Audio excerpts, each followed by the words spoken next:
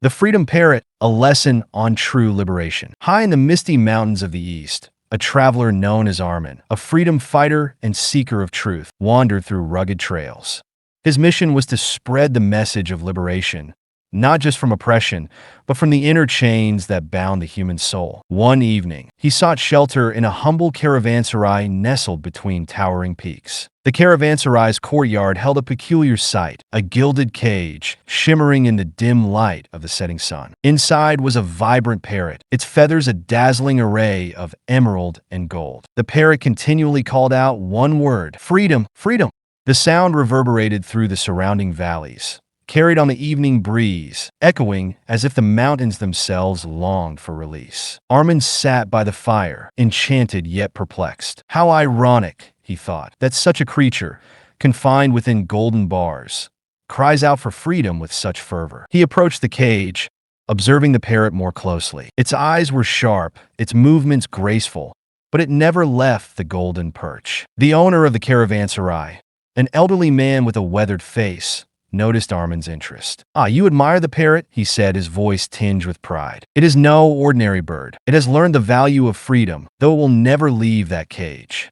It is safe there, and what's more, it sings beautifully. Travelers from afar marvel at its call." Arman was struck by the contradiction in the man's words. "How can one understand freedom while being bound?" he asked. The owner only smiled enigmatically and walked away. As night fell, and the caravanserai grew silent, Arman lay awake, haunted by the parrot's cries. Freedom means action, he thought. A call for liberation should be met with the courage to seize it. Determined, he decided to free the parrot. In the stillness of midnight, he crept toward the cage. The parrot's feathers glimmered under the pale moonlight. Gently, he unlatched the door and whispered, "Now fly. The world beyond these bars is yours." But to his astonishment, the parrot clung tightly to the cage's bars, refusing to move. Squawked, flapped its wings, but did not leave. Arman tried coaxing it softly, then more firmly. Yet the parrot stayed rooted, its claws gripping the perch as if it were a lifeline. Defeated, Arman closed the cage door and returned to his bed, unable to sleep. The next morning, Arman shared the incident with an elderly sage who happened to be staying at the caravanserai. The sage listened intently, his face serene and thoughtful. "The parrot's cry is not for freedom from the cage," the sage said. "Its cry is for the freedom it does not understand. It has grown accustomed to its golden prison, finding comfort and safety in its familiarity. To it, the unknown world is far more terrifying than the cage." Arman frowned. "But surely it must desire to spread its wings and fly. How can a creature born for the skies choose captivity?" The sage smiled. "Freedom begins within, Arman. Until the parrot lets go of its fear, it will never soar, even if the cage stands open. And are we humans so different? How often do we cling to the bars of our own making? Fear, doubt, greed, pride, while proclaiming our desire for liberation." The words struck a chord in Arman. He thought of the many people he had encountered on his journey, crying out against external chains while holding tightly to inner ones. Was he too guilty of the same? That evening, Arman returned to the parrot's cage. This time, he did not try to free it by force.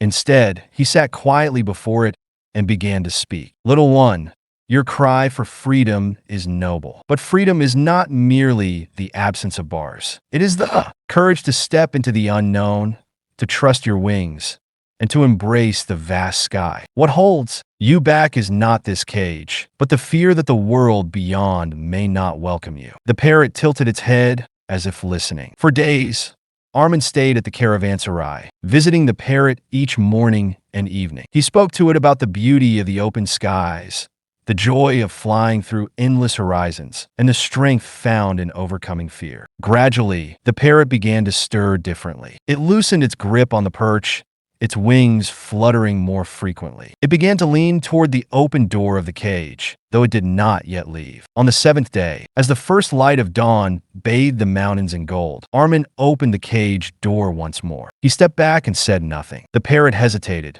its eyes scanning the vast expanse beyond the bars.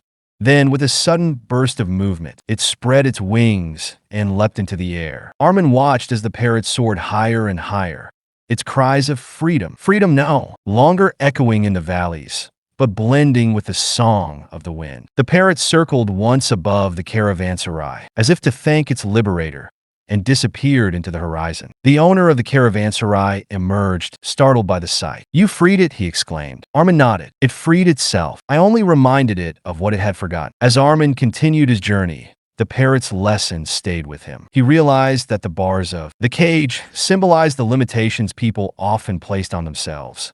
True freedom, he learned, required more than breaking physical chains.